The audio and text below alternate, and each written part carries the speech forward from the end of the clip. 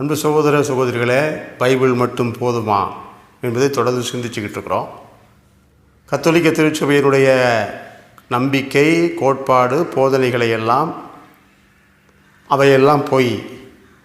ஏனென்றால் பைபிளிலே ஆதாரம் இல்லை என்று பிற சபைகள் சொல்லி கொண்டிருப்பதை நாம் ஒவ்வொரு நாளும் சந்திக்கிறோம். இது ஏறக்குறைய ஒரு 5 நூற்றாண்டுகளாக நடந்து கொண்டிருக்கிறது. அதனால தான் நான் என்ன சொன்னேன், திருச்சபையினுடைய எல்லா நம்பிக்கைக்கும் கோட்பாடுகளுக்கும் பைபிள் ஆதாரம் இருக்கிறது. ஏன்னா பைபிளை கொடுத்ததே திருச்சபை தான். இரண்டாவது, பைபிளிலே சொல்லப்பட்டதை, பைபிளிலே ஆதாரத்தோடு இருப்பதை, அதுவும் குறிப்பாக கத்தோலிக்க திருச்சபையின் அடிப்படையான நம்பிக்கைகளை, கோட்பாடுகளை பைபிள் ஆதாரத்தோடு இருக்கிறது, அதையே நீங்கள் ஏற்றுக்கொள்ள மறுக்கிறீர்கள். ஒரு மாலைக்கண் நோய் உள்ளவரை போல, ஒற்றை கண்ணரை போல தேவையானதை மட்டும் பைபிளிலிருந்து எடுத்துக்கிட்டு, உங்களுக்கு தேவையில்லாததை, உங்கள் கொள்கைக்கு ஒத்து வராதையெல்லாம் பைபிளிலிருந்து முற்றிலுமாக எடுத்து விட்டதும், ஏற்கனவே நான் சொல்லியிருக்கிறேன், பைபிளில் 2000க்கு மேலே திருத்தங்களை பிற சபைகள் செய்திருக்கிறார்கள். அதைத்தான் ஸ்ரீவிரேவ் என்கிற பேப்டிஸ்ட் சபையிலேருந்து பாஸ்டராய் கத்தோலிக்க திருச்சபைக்கு வந்த அவர் சொன்னார், புதிய ஏற்பாடை இயேசு கொடுக்கலையே, புதிய ஏற்பாடை படிங்கன்னு சொல்லி பைபிளில் ஒரு வசனமும் கிடையாத. அப்போ இயேசுவே கொடுக்காத ஒரு புதிய ஏற்பாடை நீங்கள் இருக்கிறதா வசனம் இருக்கிறதா என்று கேட்கிறீர்களே. இயேசு கொடுத்தாரே. இந்த உலகத்தில் மனித உரு எடுத்தபோது அவர் கொடுத்தது, அவர் விட்டு சென்றது, அவர் கட்டளையிட்டது பைபிளில் இருக்கிறது. அதை ஏன் செய்ய மறுக்கிறீர்கள்? அதான் சொன்னார், இயேசு அவருடைய தொடர்ச்சியாக, அவர் உயிர்த்த பின்னாலும் இந்த உலகத்தில் அவர் பணி நடக்க வேண்டும், இறை ஆட்சி கட்டி எழுப்பப்பட வேண்டும் என்று அவருடைய தொடர்ச்சியாக அவருடைய மறைவுடல், அவருடைய திருவுடல் இறந்து உயிர்த்து விட்டது, விண்ணகம் சென்றது. ஆனால் அவருடைய மறைவுடல் அவருடைய பணியை தொடர்ந்து செய்வதற்காக திருச்சபையை ஏற்படுத்தினார். அதுதான் கத்தோலிக்க திருச்சபை. இங்கே கான்ஸ்டாண்டினோபிள் திருச்சபையை எங்கேயாவது உருவாக்குனார்னு எங்கேயாவது ஆதாரம் இருக்கா? அது பொய்யும் புரட்டுமே பிற சபைக்காரங்களுக்கு வரலாற்றில் இல்லாததெல்லாம் பேசுகிறது. இப்போ சொன்னோம்ல, பைபிளில் ஆதாரம் இருக்கா? இது வரலாற்றிலே கிடையாது, பைபிள்லே கிடையாது. அதே போல தான் கான்ஸ்டாண்டினோபிள் உருவாக்குனார் இந்த கத்தோலிக்க திருச்சபையை அப்படின்னு சொல்லி அது ஒரு புரட்டு, இதே மாதிரி ஒன்று கிளப்பி விடுறது. ஆனால் கத்தோலிக்க திருச்சபை, ஆண்டவராக இயேசு கிறிஸ்து பேதுருவினால் கட்டப்பட்ட அந்த திருச்சபை, பேதுரு இந்த கத்தோலிக்க திருச்சபையின் முதல் போப்பாண்டவர். இந்த 2000 ஆண்டுகளிலே இன்றைக்கு இருக்கக்கூடிய திருத்தந்தை பிரான்சிஸ் 266வது போப்பாண்டவர். இதில் கான்ஸ்டாண்டினோபிள் எங்கே வரார்? பேதுரு தொடங்கி முதல் போப்பாண்டவர் தொடங்கி இன்றைக்கு இருக்கிற வரைக்கும் இந்த திருச்சபை இயேசுவால் கட்டப்பட்ட திருச்சபை. நீ கூகுளில் போய் பாரு, உலக வரலாற்றில் தேட, எங்கே போனாலும் அதுதான் உண்மை. இந்த திருச்சபையினுடைய வாழ்வுக்கும் மீட்புக்கும் இயேசு தன்னுடைய உடலை, இரத்தத்தையும் உணவாக நற்கருணையாக கொடுத்தார். அது 2வதாக பார்த்தோம். 3வதாக தன்னுடைய மறை உடலிலே அதனுடைய வாழ்வுக்கும் வழிகாட்டுதலுக்கும் இயேசு தன்னுடைய தாயை இந்த திருச்சபையின் தாயாக, உலகத்தின் தாயாக கொடுத்திருக்கிறார். என பெரிய வியாழக்கிழமை அன்றைக்கு இயேசு தன் உடலையும் இரத்தத்தையும் நற்கருணையாக உலகின் உணவாக நிறுவினார். On Holy Thursday, Jesus instituted Holy Eucharist.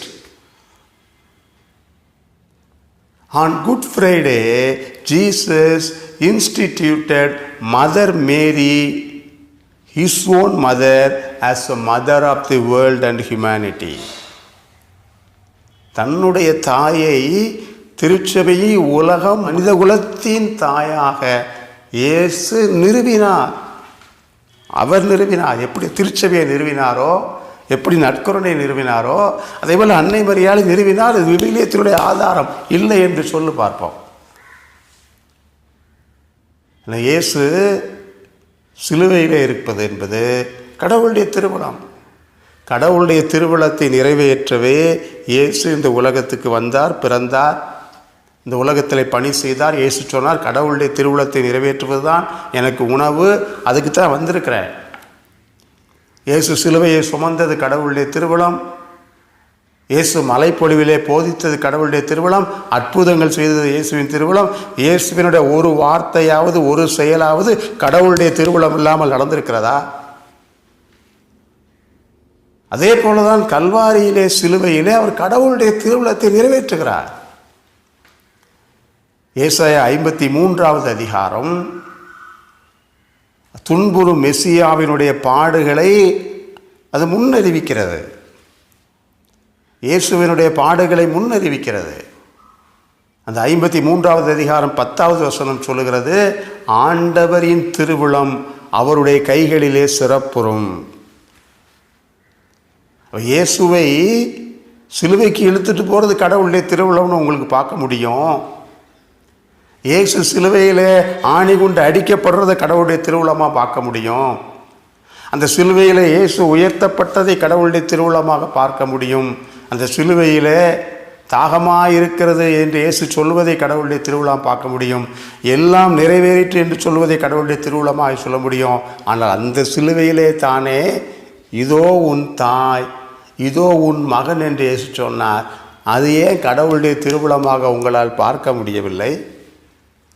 இல்லை சிலுவையில் இருந்து கீழே இறங்கி இயேசு வாக்கிங் போகும்போது அதை சொன்னாரா? அப்போ உண்மை என்பது விவிலியத்தில் இருக்கிறது, ஆனால் உங்களிலே அந்த உண்மை இல்லை. இப்போ கடவுளுடைய திருவுளத்தை நிறைவேற்றத்தான் இயேசு தன்னுடைய தாயை உலகத்தின் தாயாக, மனுக்குலத்தின் தாயாக கொடுத்தார்.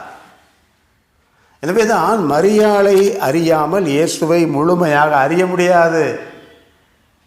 இயேசுவினுடைய ஒரு சில வசனங்களை நீ தெரிஞ்சு வச்சிருக்கலாம், இயேசுவினுடைய ஒரு சில வாழ்க்கையை தெரிஞ்சு வச்சிருக்கலாம். இயேசுவை முழுமையாக தெரிய வேண்டும் என்றால் மரியாளை முழுமையாக தெரிய வேண்டும், அறிய வேண்டும். மரியாளை முழுமையாக நம்பாமல் ஏற்றுக்கொள்ளாமல் இயேசுவை முழுமையாக நம்ப முடியாது, ஏற்றுக்கொள்ள முடியாது. அதனால தான் பிற சபைகளுடைய நம்பிக்கை என்பது அரைகுறை நம்பிக்கை. ஏனென்றால் நல்லா கவனிச்சுக்கோங்க, தந்தையாகிய இறைவனுக்கும் தூய ஆவிக்கும் அடுத்தபடியாக இயேசுவை அதிகமாக முழுமையாக அறிந்தது அன்னை மரியாள் ஒருத்தர் தான், இல்லைன்னு சொல்லுவான். அதே போல் தந்தையாக இறைவனுக்கும் தூய ஆவிக்கு அடுத்தபடியாக இயேசுவை அதிகமாய் முழுமையாய் அன்பு செய்தது மரியாள் மட்டும்தான், இல்லைன்னு சொல்லுங்கப்பா. அதே போல் இந்த உலகத்திலேயே வாழ்ந்த எல்லா சீடர்களிலும் அப்போஸ்தலர்களிலும் இயேசுவை பின்பற்றியதும் இயேசுவுக்காக அதிகமாக பாடுகளை பட்டதும் அன்னை மரியாள் மட்டும்தான். எல்லா அப்போஸ்தலர்களும் சீடர்களும் இயேசு இறந்து உயிர்த்து பல ஆண்டுகளுக்கு பின்னால் தான் பாடுகள் பட்டார்கள், மரித்தார்கள். ஆனால் அன்னை மரியாள் இயேசு பிறப்பதற்கு முன்பாகவே தன் வயிற்றிலே கருவாக சுமக்கிற போதே இயேசுவுக்காக பாடுபட்டார். இயேசுவுக்காக துன்பங்களை, அவமானங்களை, கஷ்டங்களை எல்லாவற்றையும் ஏற்றுக்கொண்டார். உள்ளத்திலே வாழ் ஊடுருவும் என்று சொல்லப்பட்டது. இது எல்லாம் விவிலியத்தில் இருக்கிறது. அப்போ விவிலியத்தில் இருக்கிறதா என்று கேட்கிறீர்களா? இருக்கிறதை சொல்லுகிறேன், ஏற்றுக்கொள்ள ஏன் மறுக்கிறீர்கள்? உங்களுக்குள் உண்மை இல்லை, உண்மையாகிய தூய ஆவியானவர் இல்லை. நீங்களாக ஒரு விவிலியத்தை வைத்துக்கொண்டு, நீங்களாக ஒரு போதனை வைத்துக்கொண்டு